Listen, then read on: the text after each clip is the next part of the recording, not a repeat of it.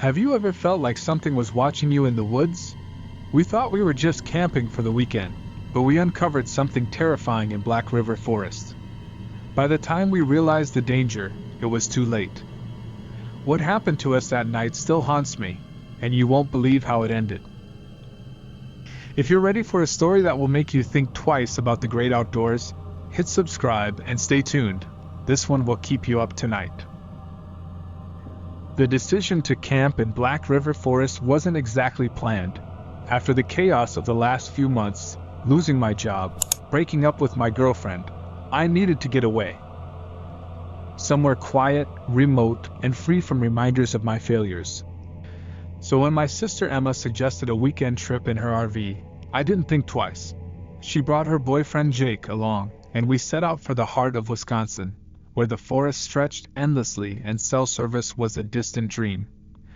We arrived at the campsite just before sunset. The RV rumbled to a stop in a small clearing surrounded by towering pines that seemed to scrape the sky. The air was cool, crisp, and smelled faintly of pine and earth. It felt perfect. A far cry from the noise of city life. Emma, ever the optimist, hopped out of the RV and immediately started snapping photos with her phone. "Look at this place.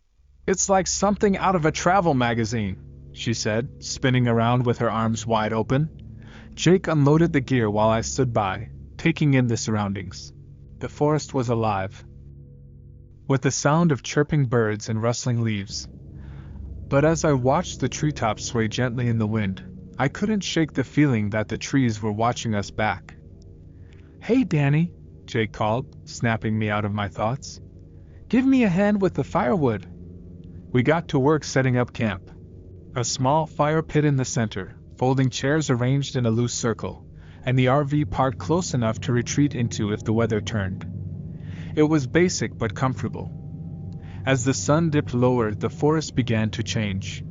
The vibrant greens of the trees turned to shadowy silhouettes, and the cheerful bird calls faded into an unsettling quiet. Emma wandered off to explore, her camera in hand, while Jake and I worked on the fire. When she came back, she held up something strange, a small wooden carving of a human figure, bound with twine.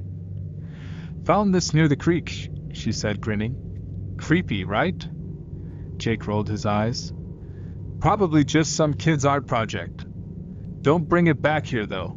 That thing's bad vibes." Emma shrugged and tossed it aside, but something about it stuck with me. The craftsmanship was crude, yet it had an almost lifelike quality, as if the figure were caught mid-motion. "Relax," she said, noticing my expression. "It's just wood." We laughed it off and settled in for the night, trading stories and roasting marshmallows. But even as we laughed, a part of me couldn't ignore the unease that gnawed at the back of my mind. The trees loomed closer in the firelight, their twisted branches casting eerie shadows across the clearing. It wasn't until we heard the first faint whispers from the darkness that I realized how wrong I'd been about this place. The idea of camping in Black River Forest wasn't mine, it was Emma's. She'd heard about the secluded trails, the serene creeks, and the kind of quiet that could only be found miles away from cell towers and city lights. After the year I'd had, the pitch sounded irresistible. So when Emma's boyfriend Jake offered to drive his old RV out there, I reluctantly agreed. We set off on a crisp Friday morning, the road stretching endlessly ahead of us. Emma chattered excitedly about everything from the s'mores she'd packed to the rumors of abandoned cabins hidden deep in the woods. Jake chimed in occasionally, his eyes fixed on the road, but I stayed mostly quiet. For me, this trip wasn't about adventure, it was about escape. I needed to get away from the noise of my life, from the endless cycle of grief and regret that had consumed me after losing Dad last year. Black River Forest came into view as the afternoon sun dipped lower in the sky, casting long shadows over the towering pines. As we turned onto the narrow dirt road leading to the campground, the forest seemed to swallow us whole. The trees stood tall and unmoving, their branches creating a canopy that dimmed the daylight. The quiet was unsettling, like the woods were holding their breath, but Emma was unfazed. "This is perfect!" she exclaimed, pressing her face against the window. Jake gave a small, approving nod, but I couldn't shake the gnawing feeling in my gut. Something about this place felt off. The clearing we parked in was surprisingly empty. A rusted sign nearby read Red Pine Campground, but there were no other campers in sight. Jake killed the engine, and the RV gave a final shuddering groan.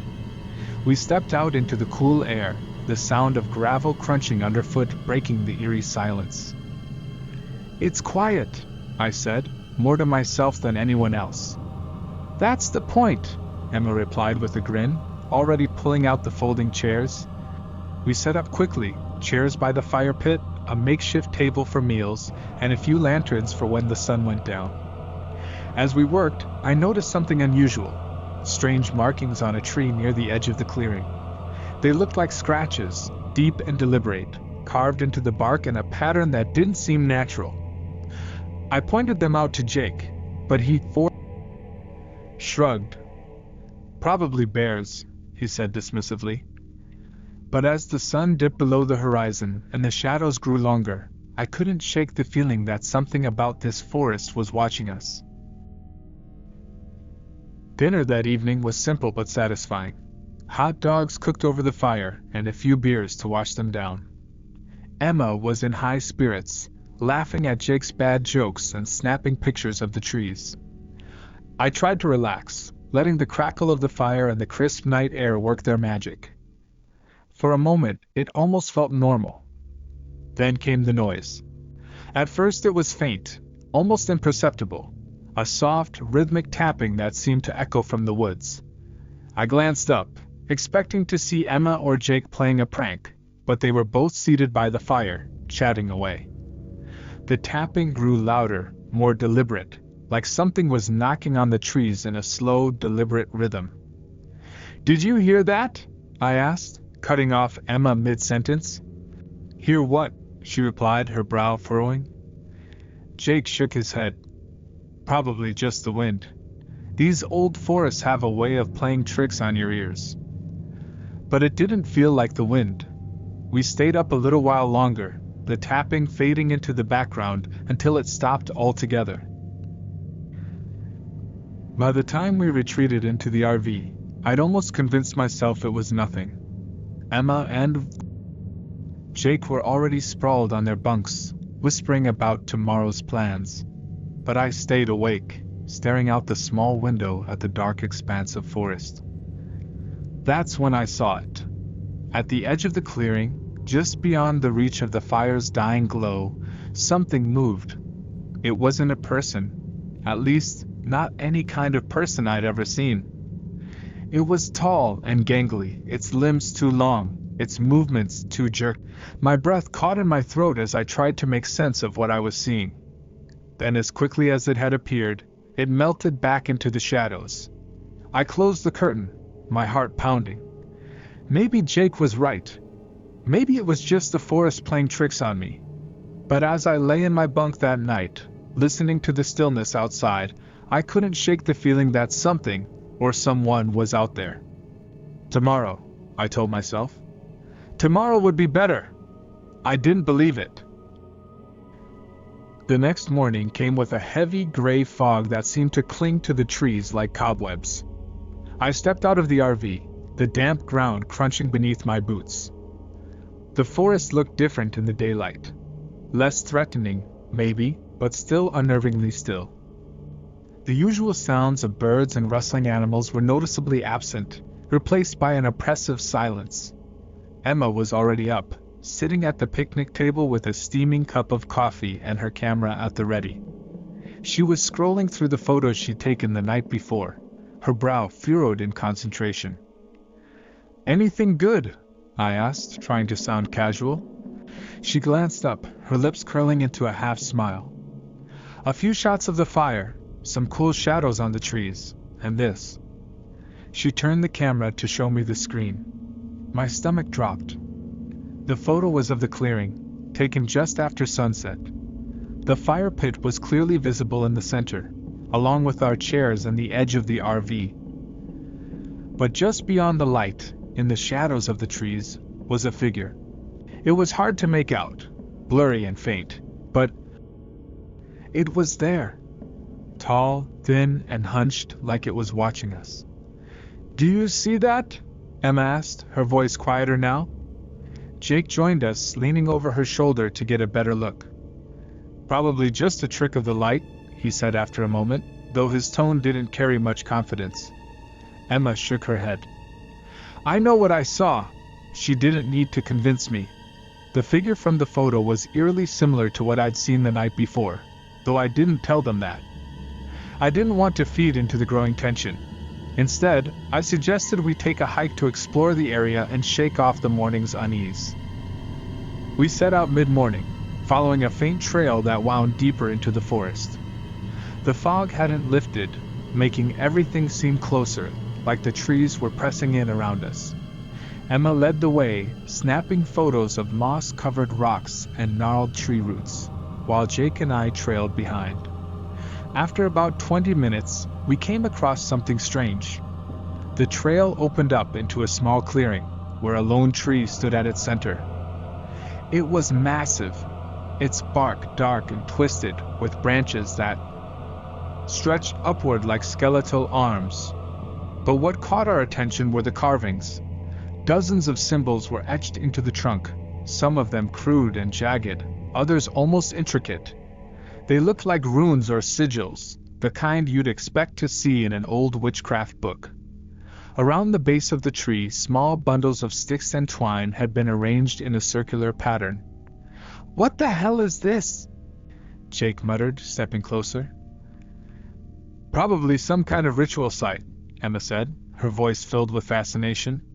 She raised her camera and snapped a few photos.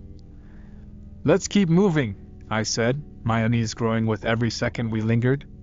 But as we turned to leave, I caught something out of the corner of my eye, movement in the fog. My heart raced as I turned back to the tree, scanning the dense woods around us. There was nothing there, or so I thought. Something about this place wasn't right, and deep down, I knew we shouldn't have come here. But it was too late to turn back now. We thought it was just the wind, or maybe a distant animal. But as the tapping grew closer, more deliberate, I couldn't shake the feeling that something, or someone, was out there, watching us. What do you do when the quiet becomes more terrifying than the noise? When you realize you're not alone? We didn't know it then, but that night was just the beginning of the nightmare. That evening, the forest came alive, or maybe it was my imagination playing tricks on me. As the fire crackled and the smell of roasting marshmallows filled the air, I tried to shake off the unease that had settled over me since the hike. Emma, ever the adventurer, was going on about the strange symbols we'd found on the tree earlier. "They had to mean something," she said, holding up her camera. "Maybe they were warnings, or maybe they were markers. Who knows? Either way, they're incredible." Jake laughed, though it sounded forced. "Sure, let's just pretend it's all harmless. Maybe the forest has an ancient cult that's long gone." "Or maybe they're not gone," I muttered under my breath, my eyes fixed on the dark woods beyond the firelight. The truth was, I hadn't been able to shake the feeling that we were being watched since we first arrived. The way the trees seemed to shift in the fog, the oppressive silence during the day, and now the strange markings. Everything about this place felt wrong. But I didn't want to ruin the trip, so I kept my concerns to myself. As the night deepened, the temperature dropped, and a heavy stillness settled over the clearing. The firelight flickered, casting long shadows across the ground. Emma yawned and stretched. "I'm calling it a night," she announced, grabbing her flashlight. "You boys don't stay up too late." Jake and I exchanged a look as she disappeared into the RV. He poked the fire with a stick, sending up a shower of embers. "You've been quiet all day," he said. "What's going on?" I hesitated. "Something about this place feels off. Haven't you noticed?" The silence, the carvings, the feeling that we're not alone? Jake smirked. You're letting your imagination run wild. It's just a forest. A creepy one, sure, but nothing we can't handle. The fire had started to die down, so I stood to grab more wood from the pile we'd collected earlier. That's when I heard it. A soft, rhythmic tapping echoed through the trees. It was faint at first, barely audible over the crackling fire, but it grew louder with each passing second. My body froze, every muscle tensed as I strained to pinpoint the sound. You hear that? I whispered. Jake looked up, his expression shifting from dismissive to concerned. Yeah, he said, standing. Probably just an animal. The tapping turned into knocking, deliberate and slow, like someone, or something, was hitting the trees in a pattern. It moved closer, the sound reverberating through the clearing. My mouth went dry as I gripped the flashlight in my hand, ready to swing it at whatever came out of the woods. But nothing did. The knocking stopped as suddenly as it had started, leaving the forest in an unnerving silence once again. We stood there, listening, waiting. But the only sound was the faint rustling of leaves in the cold night breeze. Let's go inside, Jake said, his voice low. I didn't argue. Back inside the RV, the air felt thicker, like the weight of the forest had followed us in. Jake locked the door behind us, double-checking the latch. Neither of us spoke as we settled into our bunks, the tension palpable. Emma was already asleep, her soft snores the only thing breaking the silence. I lay on my back, staring at the ceiling. The knocking we'd heard replayed in my mind, each hollow thud echoing in my ears. Animals didn't make sounds like that, and no wind could mimic such a deliberate rhythm. I turned over, trying to convince myself it was nothing, but sleep wouldn't come. Sometime later, I heard it again. Tap. Tap. This time, it was closer, like it was right outside the RV. My breath caught, and I froze, every muscle tensed as I strained to listen. The sound shifted, moving along the side of the RV, scraping lightly against the metal walls. It wasn't the wind. It wasn't an animal. Someone, or something, was out there. I glanced over at Jake. His eyes were wide open, and he was staring at the door. You hear that? I mouthed. He nodded, his face pale in the dim glow of the small nightlight. The tapping grew louder, more insistent, like whoever, or whatever, was outside wanted to get in. I reached for the flashlight I'd left by my bunk, gripping it tightly in my hand. My heart pounded so hard I was sure whoever was out there could hear it. Suddenly the tapping stopped. The silence was worse. Jake sat up. What do we do? I didn't have an answer. I didn't even want to move, afraid that whatever was outside would hear us. Then came a new sound, a soft, low hum, almost like singing. It was faint at first, a single voice carried on the breeze, but it grew louder, joined by others. The melody was strange, unsettling, and completely unnatural. Jake and I exchanged a look, and I could see the fear mirrored in his eyes. He grabbed a kitchen knife from the counter, holding it in a shaking hand. The singing stopped, replaced by a knock on the door. 3 slow, deliberate knocks. Emma stirred, her voice groggy. What's going on? Shh, I hissed, motioning for her to stay quiet. Another knock. Louder this time. Jake moved toward the door, his grip tightening on the knife. I wanted to tell him not to open it, but the words caught in my throat. He peeked through the small window, his face blanching. There's no one there, he whispered, stepping back. A chill ran down my spine. I scrambled out of my bunk and joined him at the window, but he was right. The clearing outside was empty. No people, no animals, just the dark, endless forest. Then from the back of the RV, we heard it, a single whisper. Close, too close. I see you. The whisper sent a jolt of terror down my spine. It wasn't just close, it was inside the RV. Jake and I spun around, scanning the cramped space, but there was no one there. The small kitchen, the bunks, and the dimly lit corner by the bathroom were all empty. Emma sat up, rubbing her eyes, oblivious to the tension in the room. "What's going on?" she asked, her voice thick with sleep. "Quiet," Jake snapped, his eyes darting toward the back of the RV. He was gripping the knife so tightly that his knuckles had turned white. Emma blinked at him, confused, but before she could say anything, we heard it again. A soft, rasping voice, low and deliberate. "I see you." It came from the direction of the bathroom. My heart pounded in my chest as I aimed the flashlight toward the narrow hallway, the beam trembling in my shaking hand. The light revealed nothing but the closed bathroom door. "We locked everything," Jake whispered, his voice trembling.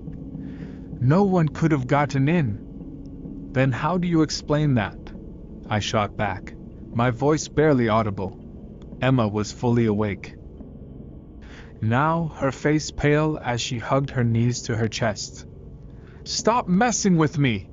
This isn't funny," she said, her voice breaking. "Do you think this is a joke?" I snapped. The RV felt smaller with every passing second, the walls pressing in on us.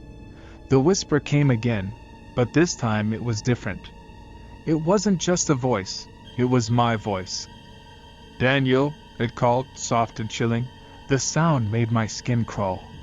Jake glanced at me, his eyes wide with disbelief. "Did you?"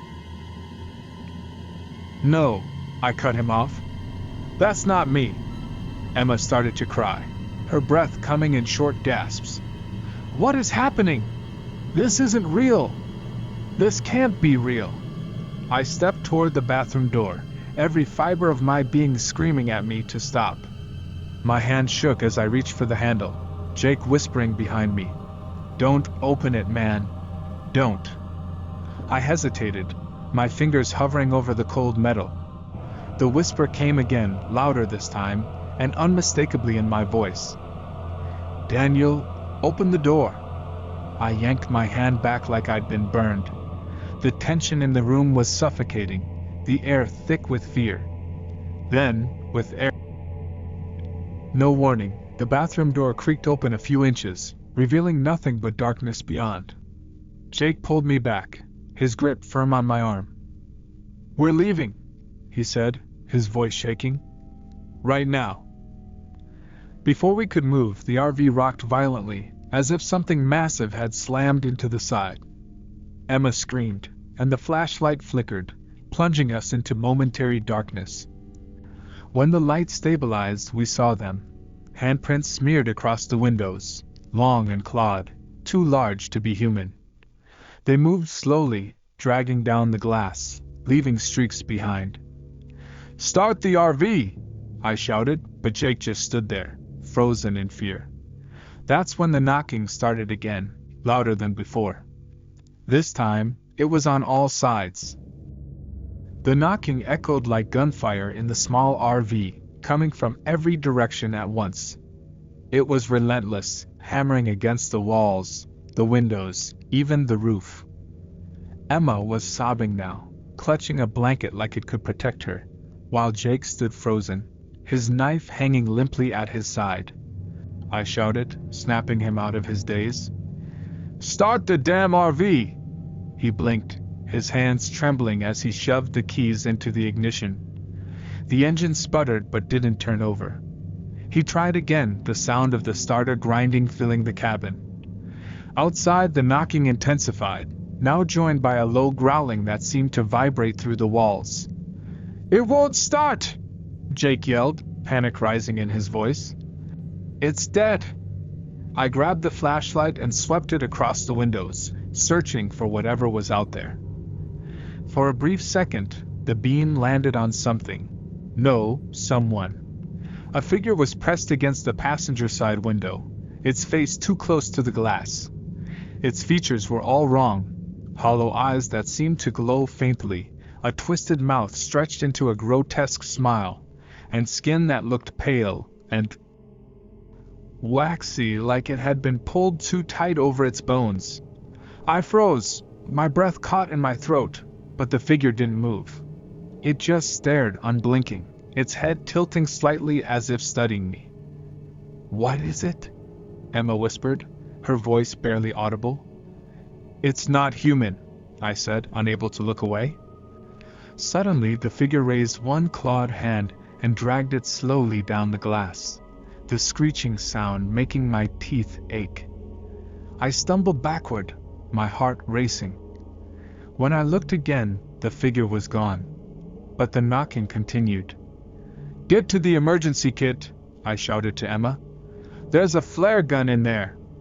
She scrambled to the small storage compartment near the back, her hands shaking as she fumbled with the latch. Meanwhile, I grabbed Jake by the shoulders, forcing him to look at me. "We need to stay calm. Do you hear me? We're not dying here." He nodded, though his eyes darted nervously toward the windows. Emma finally pulled out the flare gun, holding it like it was a lifeline. "What do we do now?" she asked, her voice trembling. The RV rocked again, harder this time, tilting so violently that we all nearly fell. Something was clawing at the roof now, the screeching metal almost unbearable. My mind raced. We couldn't stay inside. It felt like a death trap. But going out there seemed even worse. The growling outside grew louder, interspersed with low whispers that sounded like our names. "Daniel, Emma, Jake." The way it said our names was wrong, like it was tasting them, savoring them. "We can't stay here. We make a run for the road. It's our only chance." Emma's eyes widened. "You're insane. We'll never make it." "We'll die if we stay," I shot back, grabbing the flare gun from her. "Now move!" I pushed the RV door open, the cold night air rushing in. For a moment everything went silent. Then the growling and whispers erupted around us as we stepped into the darkness. The RV's rocking stopped as suddenly as it had started, leaving an eerie stillness that was somehow worse than the chaos. My heart pounded in my chest as I tried to steady myself. Jake was still frantically twisting the ignition, his voice shaking with every curse he muttered under his breath. "Stop it," Emma whispered from her bunk, her knees pulled tightly to her chest. Her voice was hoarse, her face streaked with tears. "They don't want us to leave." "They?" I asked, my voice trembling despite my attempt to sound calm. "What are you talking about?" Emma pointed a shaky finger toward the window. I turned to look, shining my flashlight at the glass, and immediately wished I hadn't.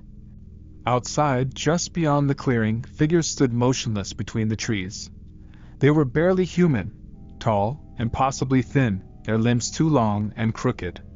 Their skin was pale, almost translucent, and their eyes glowed faintly in the beam of my flashlight. They didn't move. They didn't blink. They just stared at us, their hollow faces locked in an expression that resembled a grotesque smile. "Jake," I whispered, not daring to take my eyes off the window. "Whatever you're doing, you need to do it faster." "I'm trying," he snapped, slamming his hand on the steering wheel. The engine sputtered weakly but didn't roar to life. One of the figures moved. It didn't walk. It glided, as if its feet never touched the ground. It stopped just short of the RV, pressing a hand against the window. The glass didn't shatter, but the sound it made, like nails on a chalkboard, sent a shiver through my entire body. "What the hell is that?" Jake shouted, twisting in his seat to look. "It's them," Emma whispered, her voice barely audible. "They've been watching us since we got here." Her words sent a chill down my spine. I wanted to believe she was just panicking, but the longer I stared at the figures outside, the harder it became to deny that something was deeply wrong. "Don't look at them," Emma added, pulling a blanket over her head. "If you look too long, they'll see you." What do you mean, they'll see us? I asked, my voice rising. They already see us! Emma shook her head under the blanket. Not like this. Not the way they want to. Jake's frustration boiled over. He grabbed the knife from the counter and stood, facing the window. Screw this. I'm not going to sit here and wait for whatever the hell they are to come in. Jake, don't! I shouted, but it was too late. He stomped to the door, yanked it open, and stepped outside into the dark. The figures didn't move at first, just stood there, watching him. Then, without warning, the nearest one tilted its head, and the grin on its face widened impossibly. Jake! I yelled, but my voice caught in my throat. The figure lunged. Jake barely had time to react. The figure moved with an unnatural speed, closing the distance between them in the blink of an eye. It grabbed his arm, its long, bony fingers wrapping around his wrist like a vice. Jake screamed, dropping the knife as he tried to yank himself free. Get back inside! I shouted, but he was paralyzed with fear, his legs trembling beneath him. The figure tilted its head, its hollow eyes locked on Jake's face. Its grin widened, revealing rows of jagged, blackened teeth. It leaned closer, its distorted form towering over him, and then it spoke. Not in words, but in a low, guttural sound that vibrated through the air like a growl. Jake let out another scream, finally snapping into action. He wrenched his arm free with a desperate burst of strength, stumbling backward toward the RV. He didn't stop to grab the knife. Instead, he lunged through the open door and slammed it shut behind him, locking it with shaking hands. What the hell was that? He gasped, collapsing onto the floor. His face was pale, his breath coming in short, panicked bursts. I peered out the window again, my flashlight beam trembling as I scanned the clearing. The figure was still there, but it had retreated slightly, its grotesque grin unwavering. Behind it, more figures were emerging from the trees, their pale forms blending with the mist. There were at least a dozen of them now, all watching the RV, their eyes glowing faintly in the dark. They're not going to stop, Emma said, her voice flat and eerily calm. She hadn't moved from her bunk, her blanket still pulled tightly around her shoulders. Stop saying that, I snapped. We're getting out of here. Jake struggled to his feet, still clutching his wrist where the figure had grabbed him. His skin was red and raw, as though it had been burned. How? The engine won't start, and those things are everywhere. I didn't have an answer. My mind was racing, trying to come up with a plan, but nothing made sense. The RV felt like a trap, a metal box that we couldn't escape from. And outside, the figures were getting closer. They're circling us, Jake said, his voice trembling. He was right. The figures were slowly spreading out, surrounding the RV on all sides. Their movements were slow and deliberate, as if they had all the time in the world. Then the tapping started again. It was softer this time, almost rhythmic, but it came from every direction. The windows, the walls, even the roof. Each surface echoed with the sound of those long, bony fingers tapping against it. The sound burrowed into my head, driving my fear into overdrive. We can't stay here, I said, my voice cracking. We have to move. How? Jake snapped. We're surrounded.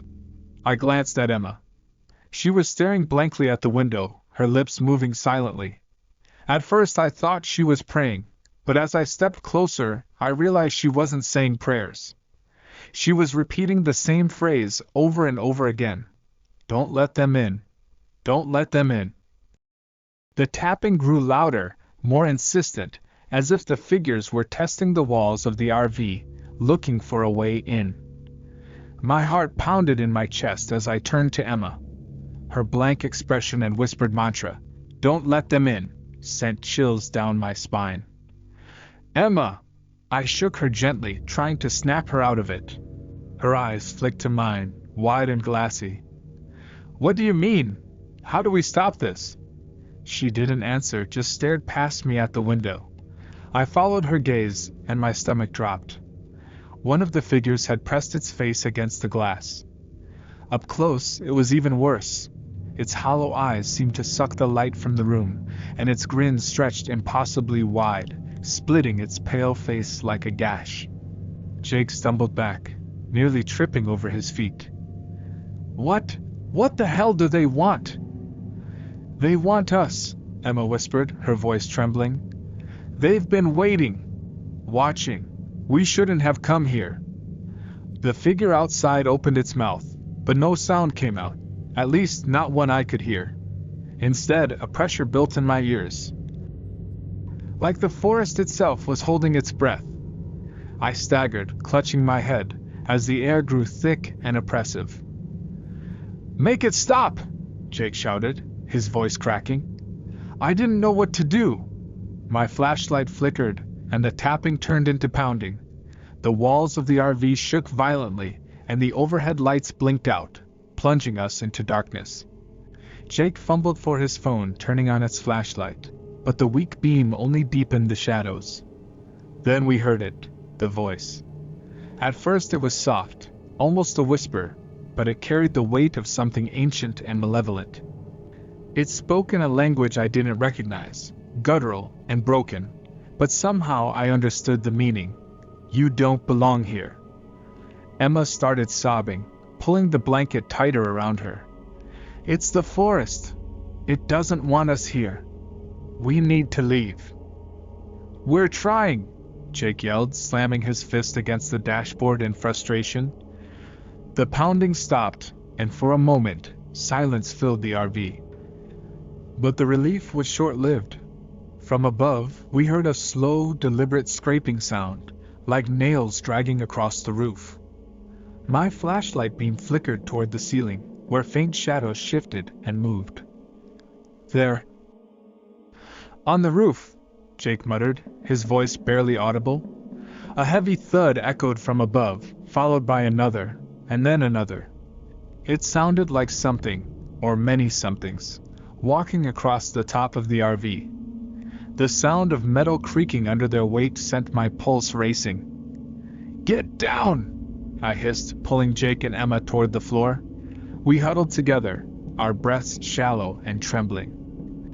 The roof groaned, and suddenly a loud bang rang out as something struck the skylight, cracking the glass. I looked up, and for a split second, I saw it. A clawed hand, pale and grotesque, pressing against the fractured pane. "They're coming in," Emma whispered, her voice barely audible. And then the skylight shattered. The sound of shattering glass was deafening. Shards rained down onto the RV floor, glinting in the weak light of our flashlights. Above us, the clawed hand reached through the broken skylight, groping blindly as if searching for one of us. Its long, spindly fingers were impossibly thin, with nails that looked sharp enough to carve through steel. "Move!" I shouted, grabbing Emma by the arm and pulling her toward the back of the RV. Jake followed close behind, his flashlight trembling in his hand. The hand withdrew for a moment, and the roof groaned again. Something heavy shifted above us, and I realized with horror that more than one of them was up there. Their movements were slow, deliberate, like they were savoring the moment before closing in. "We have to get out of here!" Jake yelled, his voice cracking. "Out there with them?" I shot back. "We're safer inside."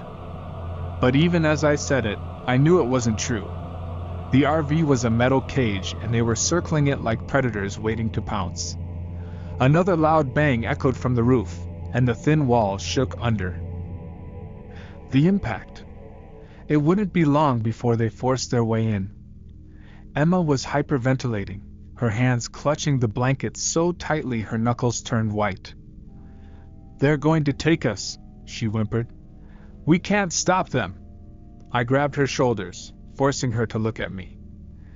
"Emma, listen to me. We're not giving up. We're getting out of here. Do you hear me?" She nodded weakly, tears streaming. Jake wasn't as calm. He had the knife in one hand and his flashlight in the other, pacing frantically. "We need a distraction, something to make them back off," he said, his voice shaking. "What if we—" His words were cut off by another loud crash. This time, it came from the back of the RV, where the small windows shattered inward. A pale arm reached through, its long fingers flexing.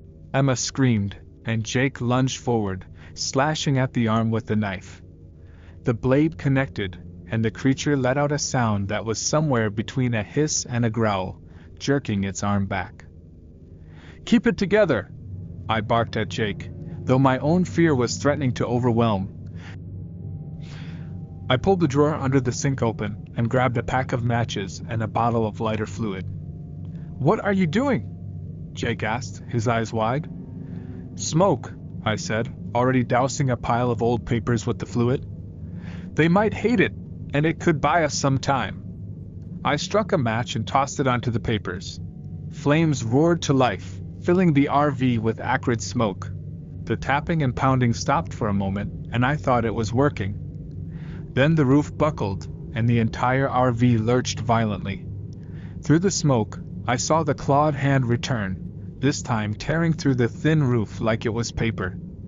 The creature's face appeared next, peering inside with its glowing, hollow eyes and that grotesque, ever-widening grin. "They're coming in!" Emma screamed. And this time, there was nowhere left to run. The creature's face fully emerged through the torn roof, its hollow eyes scanning the smoke-filled interior of the RV. Its grin stretched so unnaturally wide that it looked like its jaw might snap. The sight froze me in place, my body locked in terror as it reached a long, clawed hand down toward us. "Move!"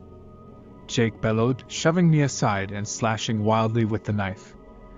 The blade connected with the creature's arm, and it recoiled with a screech that sent a fresh wave of panic through me. It disappeared back onto the roof, but the RV shook violently as more of them began clawing and pounding against the walls. "We can't stay in here!" I shouted, coughing from the smoke that was quickly filling the cramped space. My eyes stung, and my lungs burned with every breath. The fire I'd started was growing too fast, and the heat was becoming unbearable. Emma was curled up on the floor, sobbing and repeating her mantra. "Don't let them in! Don't let them in!" I grabbed her by the shoulders and shook her, trying to snap her out of it. "Emma, we're leaving!" "You have to get up!" I yelled, but she just kept muttering, her eyes unfocused. "Help me!" I barked at Jake, who was desperately looking for an escape. He crouched down, pulling Emma to her feet as I scrambled to the front of the RV. The windshield was cracked but intact. Beyond it, I could see the shadowy figures circling in the fog, their glowing eyes watching our every move.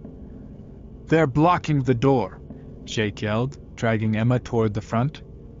The pounding grew louder, the walls groaning as the creatures outside clawed at the thin metal. The roof sagged, and another set of claws punched through, narrowly missing my head. The fire crackled behind us, threatening to engulf the RV entirely. "The side window!" I shouted. "We'll have to jump!" Jake hesitated, glancing at the shattered back window where the creature had first reached inside. "Are you insane? They're out there waiting for us." "They'll be inside any second," I countered, yanking open the latch on the side window. The cool night air rushed in, and I could see the ground just a few feet below. "It's now or never, Jake! Go!" With a curse, he climbed out first, dragging Emma with him. She was limp in his arms, still murmuring under her breath. I stayed behind, flashlight in one hand and knife in the other, waiting to make sure they got out safely. As soon as Jake's feet hit the ground, one of the figures lunged from the shadows. Its claws swiped at him, but he stumbled back just in time, dropping Emma. She let out a cry as she hit the ground, but Jake grabbed her and ran, shouting for me to follow. I threw myself out of the window, landing hard on the damp earth. My knees buckled, and I rolled onto my side, gasping for breath. Above us, the RV groaned and buckled as the creatures tore into it, the fire inside now raging out of control. "Run!" Jake screamed, pulling me to my feet. The three of us sprinted into the woods, the sound of the creature's guttural growls, and the RV collapsing in flames echoing behind us. We ran blindly into the forest, the darkness swallowing us whole. The flashlight in my hand bobbed wildly with each step, casting erratic beams of light on the towering trees around us. The sound of the RV collapsing in flames faded behind us, replaced by the relentless whispers and guttural growls of the creatures chasing us. My lungs burned, my legs screamed for rest, but I didn't dare slow down. Jake was ahead, dragging Emma, who stumbled along in a daze. Her murmurs of "don't let them in" had turned into quiet sobs, and her body sagged against Jake's as he pulled her forward. I turned my head just once, glancing back into the shadows. My blood froze. They were coming. The figures glided between the trees, their glowing eyes fixed on us, their long limbs moving with terrifying speed. One of them stopped, crouched low to the ground, and let out a guttural screech that sent a shiver down my spine. The others seemed to respond in kind, their cries echoing through the forest like a twisted symphony. "They're gaining on us!" I shouted, my voice breaking as I forced myself to run faster. "There's a stream ahead!" Jake yelled back, his voice ragged. "If we cross it, maybe they'll stop." "Why would that stop them?" I demanded, but Jake didn't answer. He just kept running, his flashlight swinging wildly as he guided us toward the faint sound of rushing water. The forest seemed to close in around us, the trees pressing tighter together, their branches clawing at our clothes and faces. My foot caught on a root and I stumbled, barely managing to stay upright. Ahead of me, Emma let out a sharp cry as she tripped, falling to the ground. "Get her up!" I shouted, skidding to a stop to help Jake lift her. Emma's eyes were wide with terror, her face pale and streaked with tears. She looked at me, her lips trembling. "They're in my head," she whispered. "I can hear them." "We're gonna make it," I lied, pulling her to her feet. "We just have to keep moving." The sound of the stream grew louder, the rushing water a small beacon of hope in the suffocating darkness. We broke through the last line of trees and stumbled onto the rocky bank. The stream wasn't wide, but the current was strong, its surface glinting faintly in the moonlight. Jake didn't hesitate. He stepped into the water, dragging Emma with him. "Come on," he shouted, motioning for me to follow. I waded in after them, the icy water soaking my legs and sending a shock through my body. As I turned back toward the forest, the creature stopped at the edge of the trees. They stood there, their glowing eyes fixed on us, their grins impossibly wide. "They're not following," I said, my breath catching in my throat. But my relief was short-lived. One of them stepped forward, its foot plunging into the stream.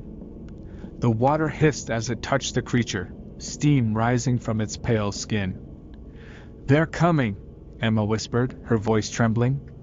"They'll never stop." The creature in the stream didn't stop. Its pale, grotesque form glided forward, steam rising where the water touched its legs. The hiss grew louder with each step, filling the air with the acrid smell of burning flesh. Behind it, the others began to follow, their glowing eyes locked on us, their unnatural grin. "Run!" Jake shouted, pulling Emma toward the far bank. The current was stronger than I'd expected. The icy water pushed against my legs, threatening to knock me off balance. Rocks beneath my feet shifted as I stumbled forward, my flashlight flickering as it splashed against the water. The growls behind us grew louder, and I didn't need to turn around to know the creatures were closing in. Emma was struggling, her breaths coming in ragged gasps. "I can't," she whispered, her voice weak. "I can't do it. They're in my head." "Yes, you can," Jake barked, his tone sharp. He wrapped an arm around her waist and practically dragged her through the water. "We're almost there." I glanced back, my heart sinking. The creature that had entered the stream first was almost a clawed hand reaching out as though it could already feel our fear. Its hollow eyes seemed to glow brighter, and its grin stretched wider as it opened its mouth. A low guttural growl rumbled out, vibrating through the air like a warning. I reached the far bank and scrambled onto the rocky shore, slipping and falling onto my knees. Jake dragged Emma up behind me, his face pale and streaked with sweat. We turned to look back at the stream, expecting the creatures to keep coming. But they stopped. The lead figure stood in the middle of the stream, its legs half submerged in the rushing water.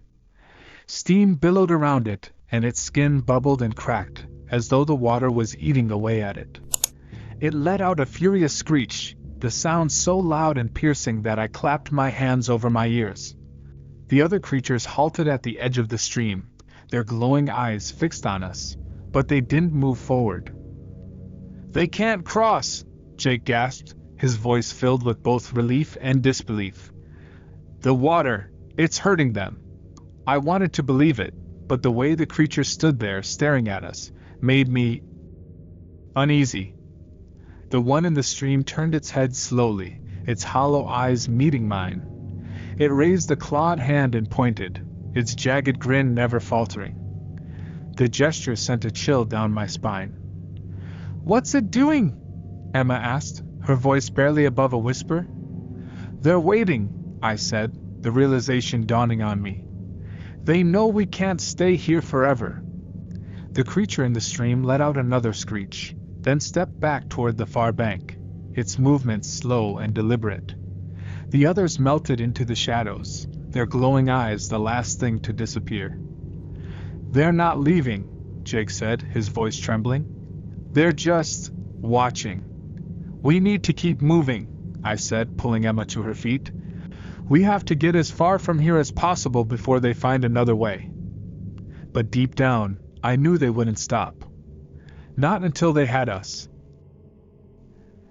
The forest ahead of us was darker than before, as if the trees themselves were conspiring to hide whatever lay beyond. The faint moonlight filtering through the canopy barely illuminated the path, but we couldn't afford to stop. The creatures might have retreated for now, but their glowing eyes and twisted grins lingered in my mind, a constant reminder of the danger that still stalked us. Jake led the way, his knife in one hand and the flashlight in the other. I stayed close behind, half dragging Emma as she stumbled over the uneven ground. Her breathing was shallow, her steps faltering with every passing minute. She hadn't said a word since we'd left the stream, but her lips moved constantly, whispering something I couldn't quite make out. "Emma," I said, giving her arm a gentle squeeze. "You're okay. We're getting out of here." She didn't respond, her wide, glassy eyes fixed on some unseen point ahead. I leaned closer, catching snippets of her whispered words. "They're in my head. They know me. They see everything." "What's she talking about?" Jake asked, glancing over his shoulder. "She's scared," I said quickly, though her words unsettled me. "We all are. Let's just focus on getting out of here." But the truth was, I felt it too. The oppressive weight of the forest pressing down on us, like it was alive and aware of our every move. The air grew colder, and the silence deepened, broken only by the sound of our footsteps crunching on fallen leaves. Then, just ahead, the trees thinned, revealing a small clearing bathed in faint. At its center stood a large stone altar, weathered and covered in moss. Strange symbols were carved into its surface, the same ones we'd seen on the tree earlier in the day. My stomach churned as I realized we'd stumbled into something we weren't supposed to see. "What the hell is that?"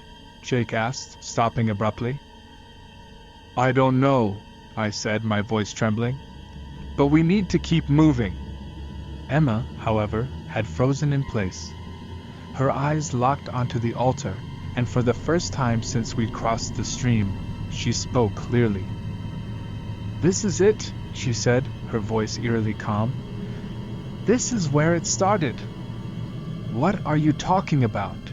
Jake demanded, his tone sharp. "They brought us here," she whispered. "It's why they let us go.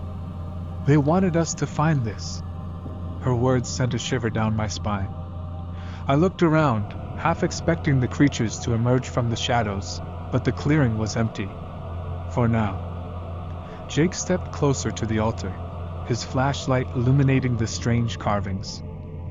"This has to be some kind of ritual site," he said. Maybe they can't come here." "Or maybe it's where they're strongest," I said, my voice barely audible.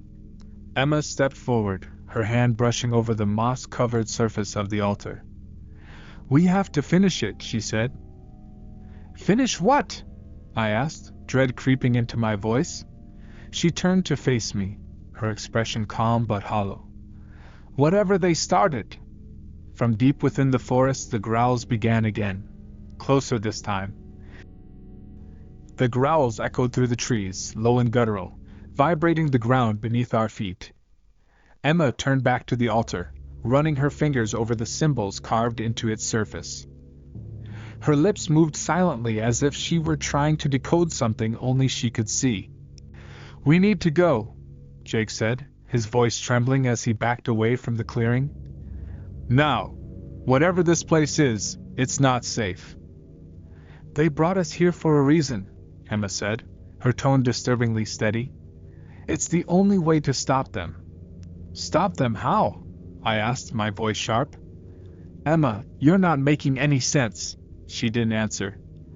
Instead, she knelt in front of the altar and began clearing away the moss and dirt that had accumulated on its surface. Beneath the grime, the carvings became clearer, spirals, jagged lines, and what looked like crude depictions of the creatures. In the center of the altar was a deep groove, stained dark as if something had been poured or bled into it. Jake stepped forward, his flashlight illuminating the markings. "What is this? Some kind of sacrifice?" Emma didn't look up. "They're tied to this place." "It's how they're able to hunt, to exist. If we destroy it..." Her voice trailed off as the growls grew louder, closer. I turned, shining my flashlight toward the edge of the clearing. Shadows shifted between the trees, their glowing eyes appearing one by one. The creatures were here. "Emma, we don't have time for this," I shouted. "They're coming!" "They won't stop," she said. "Not until we end it." Jake grabbed her arm, pulling her away from the altar. "We're not staying here to find out. We have to run, now." Emma resisted, wrenching her arm free. "You don't understand. If we leave, they'll just follow us, forever." Before I could respond, one of the creatures stepped into the clearing.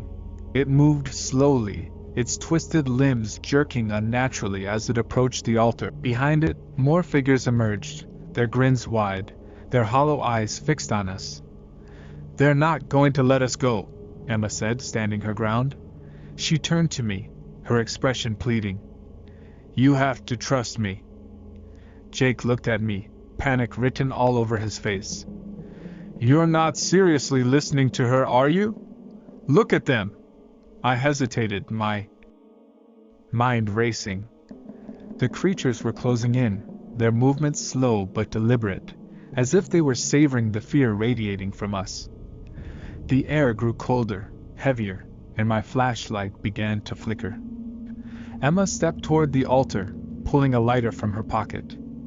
"This is their anchor," she said, her voice firm. "If we destroy it, they'll lose their power." Before I could stop her, she flicked the lighter and held the flame to the groove at the center of the altar. The carving seemed to glow faintly, as if reacting to the heat. The creatures froze, their growls turning into a deafening screech that pierced the night. The ground beneath us began to shake. The earth trembled beneath our feet as Emma held the lighter to the altar. A faint, unnatural glow spread along the carved symbols, as if they were veins carrying molten light. The creatures surrounding the clearing froze in place, their glowing eyes fixed on the altar. The air grew impossibly cold, each breath visible as a mist. "They're reacting," Jake whispered, his voice trembling. "Emma, whatever you're doing, I'm finishing this," Emma interrupted, her voice steady but filled with an eerie calm. The lighter's flame caught on the edge of the groove, igniting an invisible fuel that sent flames racing along the carved lines. The symbols flared to life, casting an otherworldly light that illuminated the clearing. The creatures screeched in unison, a sound so loud and guttural that I dropped to my knees, clutching my ears. Jake staggered backward, his flashlight falling from his hand and rolling into the shadows. The creatures began to move again, their jerky motions turning frantic as they closed in on us. "They're not stopping!" Jake shouted, grabbing my arm. "We have to go!" Emma ignored him, her focus entirely on the altar. "They're tied to this," she repeated, her voice louder, more determined. "If it burns, they can't stay here." One of the creatures lunged toward her, its clawed hand reaching out. Without thinking, I grabbed the knife from Jake's belt and threw myself between them. The blade sank into the creature's arm, and it let out a deafening screech, recoiling. Its hollow eyes burned into mine, and for a moment, I thought it would rip me apart. But it didn't. It stumbled back, its form flickering like a dying flame, and then it melted into the shadows. "They're weakening!" I yelled, turning to Emma. "Whatever you're doing, it's working!" Emma didn't answer. She grabbed a branch from the ground, dipping it into the burning groove on the altar. The branch ignited instantly, flames licking up its length, and she turned toward the rest of the symbols. She began to ignite each one in turn, her movements frantic but precise. The creatures howled as more of them began to flicker and fade, their forms breaking apart like smoke in the wind. But some held their ground, their glowing eyes locked on us as they advanced. "Emma, hurry!" Jake screamed, grabbing a rock and throwing it at one of the creatures. It hit its target, but the creature didn't even flinch. "I'm almost done!" she shouted, lighting the last symbol. The flames spread across the altar, consuming the carvings in a brilliant blaze. The ground beneath us shook violently, and a deafening roar echoed through the forest. The creatures froze again, their forms shuddering as if caught in a violent wind. One by one they dissolved into the darkness, their screeches fading into silence. For a moment, everything was still. The flames on the altar burned brightly, casting a golden glow over the clearing. Then, with a final shudder, the altar cracked in half, the light extinguished, and the forest was plunged into darkness. Emma collapsed to her knees, breathing hard. "It's over," she whispered, her voice shaking. Jake and I stood there, stunned, our eyes scanning the now empty forest. The creatures were gone, but their presence lingered like a cold weight on our chests. "We have to leave," I said, breaking the silence. "Now!" Without another word, we helped Emma to her feet and disappeared into the forest, leaving the broken altar and the nightmare behind us. But deep down, I wasn't sure we truly escaped. The clearing was silent now, save for the crackling of dying embers from the altar. The glowing carvings had faded, leaving only charred symbols etched into the stone. The creatures were gone, dispersed like shadows retreating from the light. I collapsed onto the ground, my chest heaving as I tried to catch my breath. The forest was eerily still, as if it too was recovering from the chaos. "We did it," Emma whispered, though her voice was devoid of triumph. She was on her knees beside the altar, her face pale and streaked with soot. "It's over." Jake staggered a few feet away, leaning against a tree for support. His flashlight dangled from his hand, the beam flickering weakly. "What the hell just happened?" he muttered, his voice shaking. "What did we just do?" I didn't have an answer. My mind was racing, trying to make sense of the surreal nightmare we'd just survived. All I knew was that the oppressive weight that had clung to the air was gone. The forest felt empty now, but not in the way it had before. It was no longer alive with whispers and growls. Whatever had hunted us was gone, or so I hoped. "We need to leave," I said finally, forcing myself to stand. My legs felt like jelly, and every step sent a jolt of pain through my body, but staying here any longer wasn't an option. "If they're really gone, we can't waste any more time." Emma nodded weakly, letting Jake help her to her feet. Her lips moved as if she wanted to say something, but no words came out. Her eyes lingered on the altar for a moment before she turned away, as if afraid to look at it any longer. We didn't say much as we stumbled back through the forest. The adrenaline that had carried us this far was wearing off, leaving exhaustion and a hollow sense of disbelief in its wake. Every crack of a branch or rustle of leaves made my heart jump, but the creatures didn't return. The forest was just a forest again, cold, dark, and uncaring. The stream came into view, its waters rushing calmly as if nothing had happened. Crossing it felt like a final barrier between us and safety. Jake went first, helping Emma across, and I followed, the icy water numbing my aching legs.